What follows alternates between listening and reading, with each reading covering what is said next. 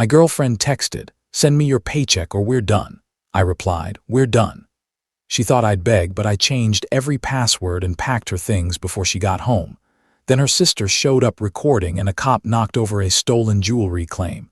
That's when I opened my evidence folder. Original post: I'm Caleb, 34M in Charlotte. I work logistics for a medical supply company. Not glamorous, but steady. I've had the same one-bedroom apartment for 4 years. Lease in my name, bills in my name, quiet, predictable life. Then I met Taryn, 31F. She's a hairstylist, funny, loud, the kind of person who makes friends in a checkout line. We dated for a little over a year, and 6 months ago she moved in. At first it was normal stuff: toothbrush, a drawer. Then it became her plants everywhere, her aesthetic on my shelves, her rules about how I should respond to texts. If I didn't answer fast enough, she'd say I was acting single. If I asked where she was, she'd say I was controlling. It was always one extreme or the other. I learned to keep my tone calm and my words short, because anything longer turned into a debate she wanted to win. Money became the new battleground. Taryn had a habit of calling anything I owned ours. My car, my couch, my savings, like saying it out loud would make it true. One night she brought up merging finances. She said it like it was romantic. "We should do it the grown-up way," she told me, scrolling on her phone. "One account, one team." I said, "I'm open to a joint account for shared bills, but my paycheck is staying in my account." She didn't like that. Her smile went flat. "So you don't trust me?" "I trust you," I said. "I just don't hand over my entire paycheck to anyone." She rolled her eyes and did that thing where she acts like I'm the slow one. "Caleb, you don't even budget. I could fix your whole life." That's the part that always got me. It was never "let's build." It was "let me take over." The next day I was at work mid-shift when my phone buzzed. A text from Taryn: "Send me your paycheck or we're done." No hello, no conversation, just a demand wrapped in an ultimatum. I stared at it for a full 10 seconds. I felt my body go weirdly calm, like something clicked into place. Because I'd seen this pattern before: threat, pressure. Then later, I didn't mean it like that. So I didn't argue, I didn't ask why, I didn't negotiate. I typed "we're done," sent. Put my phone face down and went back to work. Within minutes, the calls started, back to back. Then voicemails. Then texts that switched lanes every 30 seconds. "Are you serious? Call me right now." I was angry. "You're being dramatic. I'm not playing Caleb." I didn't answer. Not because I was trying to punish her. Because I knew if I picked up, she'd drag me into a spinning conversation until I forgot the original point. And the original point was simple. She asked for my paycheck like it was hers, then threatened to leave if I didn't comply. So I let her leave. After work, I stopped at Target and bought moving boxes and tape. Then I paid $18 for a small plastic file box, the kind people use for tax papers. It felt ridiculous at the time. It didn't stay ridiculous. I got home before she did. She was supposed to be at a girls' night dinner at 7. I didn't destroy anything. I didn't throw anything away. I packed her stuff like I was prepping a shipment, folded, sorted, labeled, clothes in 3 boxes, shoes in 1, bathroom products in a bag, hair tools wrapped carefully. Her daycare items stacked in a box with towels between them. I took a quick photo of each box after I sealed it, not to be petty, to be able to say with receipts that nothing was missing. I also changed passwords, email, banking, phone plan PIN, streaming, anything she might have seen me type once. At 8:40, she came home. She tried the door, walked in, and froze when she saw the boxes lined up by the entryway. "What is this?" she said, like she couldn't process it. I stayed calm. "Your things." Her face flushed. "You're really doing this over one text," I said, "over the ultimatum." She stepped closer. "You know I didn't mean it like that. I was trying to see if you'd step up." There it was, a test. I didn't raise my voice. "I'm not doing tests," she scoffed. "So you're just going to throw me out?" "I'm ending the relationship," I said. "Pick a time tomorrow. I'll have everything ready." She tried to push past me into the bedroom. I stepped sideways, blocking the hallway without touching her. "No," I said. "Not tonight." She stared at me like I'd slapped her. Then she snapped, "Fine, I'll go to my sister's, and when you calm down, you'll apologize." I didn't respond. She grabbed a couple random items off the counter, slammed the door, and left. I sat down on my couch and exhaled. The apartment was silent in a way I hadn't felt in months. Then I opened that plastic file box and started my evidence folder. Screenshots of the ultimatum, my reply, her follow-up messages, a written timeline in my notes app with dates and times. I didn't know what was coming. I just knew her reaction told me she wasn't done. Update 1, 4 days later, Taryn didn't schedule pickup the next day. She waited, like she expected me to panic and chase her. Instead, the flying monkey started. Day 2, her friend Marissa texted me, she's crying. Can you please just talk to her? I replied once she gave me an ultimatum. I accepted it. I'm not debating it. Marissa hit me with the classic, people say things when they're upset. I said, then people should stop using breakups as leverage. After that, her sister Kiara started texting me from different numbers. First it was angry. You can't lock her out like that, you think you're better than us, give her the key back. Then it turned into threats. If she has to come get her stuff with police, that's on you. I didn't react. I just saved everything. On day 3, my property manager emailed me. Hi Caleb, someone named Taryn called saying she lives at your unit and was locked out. Can you confirm? I replied with 2 screenshots, the ultimatum and my response. Then I wrote, she moved out voluntarily and has not paid rent. Please note she is not an authorized tenant.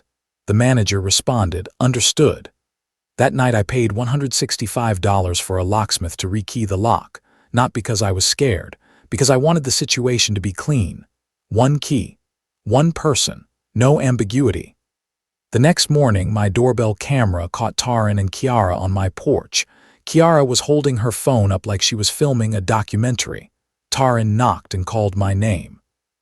I didn't open the door, I spoke through it. You can pick up your things Saturday at 11, you come alone. Kiara shouted, he can't do that. Taryn tried the knob, it didn't turn. Her voice turned sweet.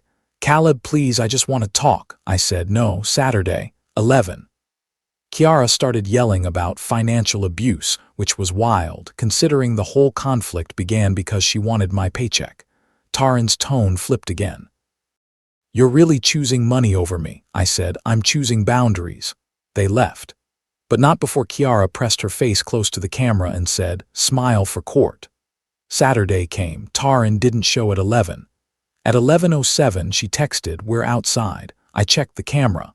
She wasn't alone. Kiara was there and some guy I didn't recognize, arms crossed like he was security. I texted back, pickup canceled. You come alone or not at all. Taryn replied, you don't control me. I wrote, exactly. Goodbye. Then I put her boxes in my closet and closed the door. I didn't feel angry. I felt validated. Because someone who truly wants closure doesn't bring an audience. Update 2, about 3 weeks later. This is where she escalated in the way people always do when they realize you're not coming back. First, the emergency. A new number texted me at 1:12 a.m. I'm late. We need to talk. I sat up in bed and stared at the screen. Not because I believed it, because I knew what it was. A hook. A crisis designed to force a conversation. I replied once, take a test. Email me the result. Do not come to my home. She responded with a paragraph about how cold I was, how I never cared, how she was scared, and how this could change everything. No test, no proof, just emotional chaos. 2 days later, she sent a Venmo request for $780 labeled back pay for bills. I declined it. I screenshot it. Then I went through my bank statements and pulled the last 3 months of utilities. She'd contributed once $60 after I asked. That was it.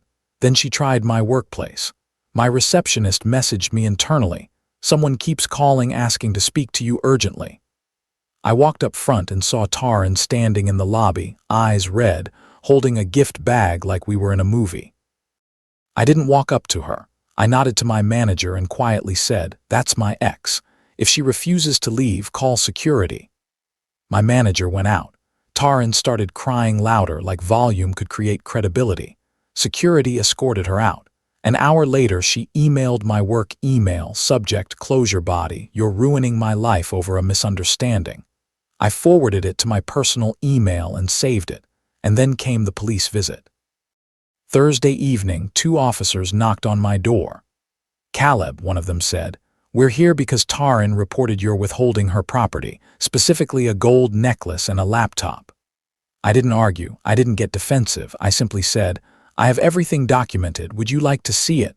I pulled out my file box, printed screenshots, the inventory list, photos of each sealed box with labels, doorbell clips of her showing up with people. My texts offering pickup, her texts refusing to come alone.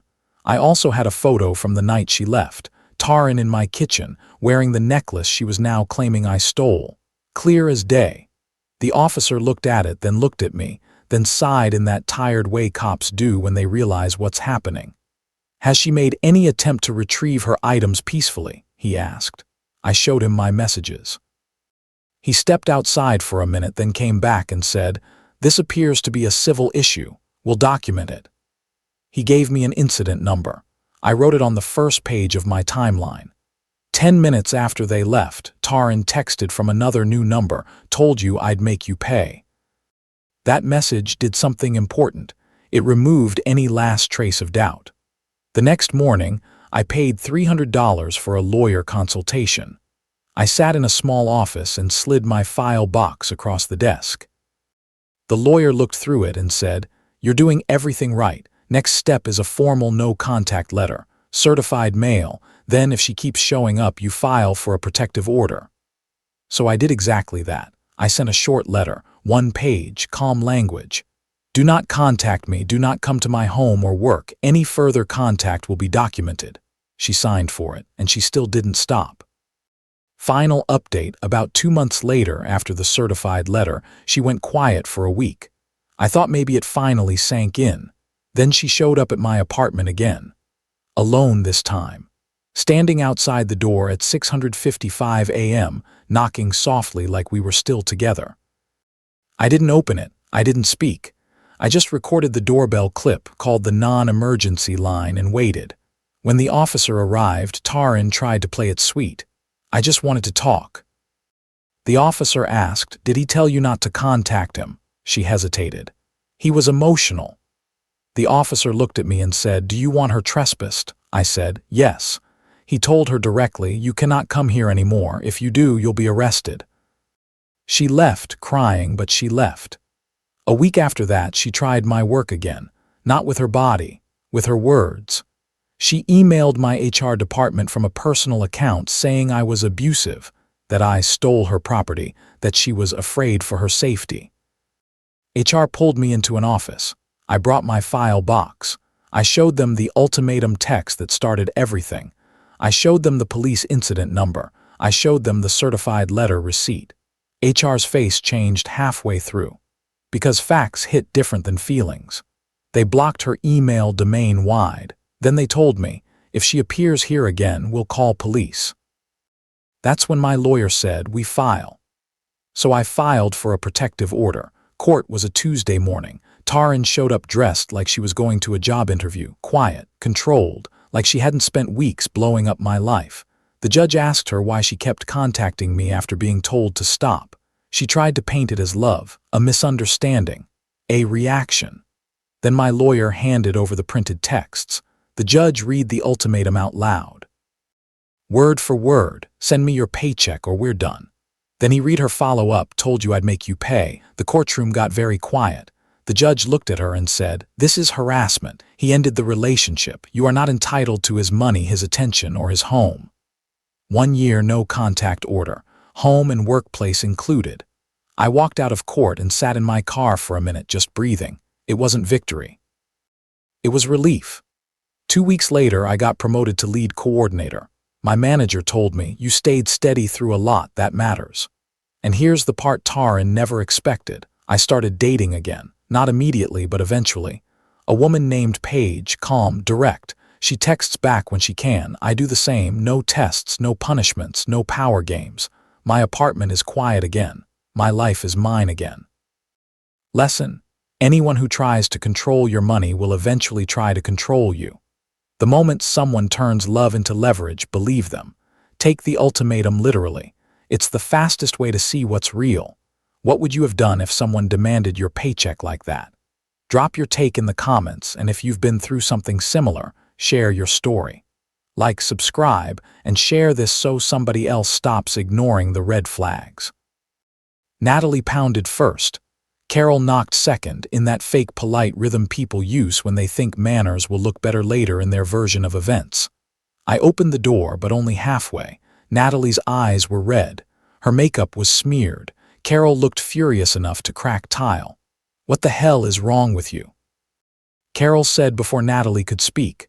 "Nobody asked you," I said. Natalie stepped forward. "Uncancel it." I almost smiled at the wording. "No," she stared at me. "That's it, no." "That's it," Carol threw her hands up. "This is abusive." I laughed then, actually laughed, because people really do reach for that word when control slips away. "What's abusive," I said, "is springing $9,000 of hidden debt on your fiancé and telling him there's no wedding unless he pays it." Natalie's face changed, just for a second, panic, because Carol didn't know about the debt. She turned to Natalie. "9,000, Natalie immediately snapped. "That's not the point." No, I thought, it was exactly the point. I walked to the kitchen counter, grabbed the statements, and handed them to Carol. She flipped through them, slower with each page. "This Miami hotel?" I asked. "Wedding expense," Natalie folded her arms.